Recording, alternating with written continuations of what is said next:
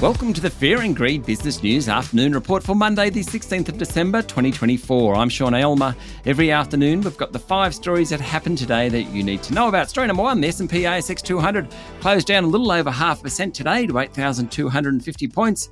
Local miners fell after the Chinese government failed to deliver a decent stimulus package over the weekend. Wasn't good news from their housing market either. House prices are stalling. Also, Chinese retailers aren't shopping. That is certainly hurting the miners. Tech stocks also suffered today after Nasdaq dropped over the weekend, while the property groups were also lower in general. The banks were higher, as were the retailers. Not a great day for DigiCo. It's day 2 on the market, listed on Friday, down 5% that day, down another 5% today. Ouch. Shares in Ventia dropped after executives at the infrastructure giant were named in a case over alleged price fixing brought by the ACCC last week. The shares are down 18% in the past 5 days. And the corporate regulator has formally opened an investigation into online retailer Kogan after 2 of its most senior executives, including founder Russell Kogan, struck a profitable options deal with the board, enriching them collectively by more than $17 million.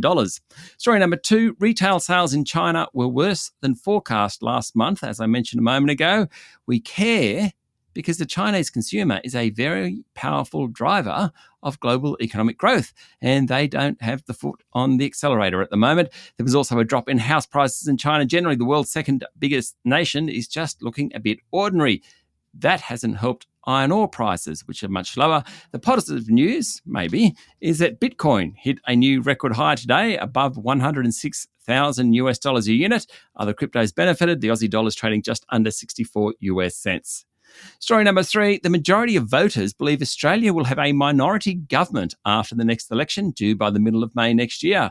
The latest Financial Review Freshwater Strategy poll shows the coalition ahead on a 2-party preferred basis, 51 to 49%.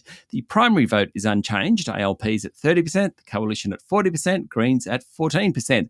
The poll suggests a minority government with Anthony Albanese in charge, but respondents said they expect a minority government with Peter Dutton in charge. Currently, betting markets have Peter Dutton in front.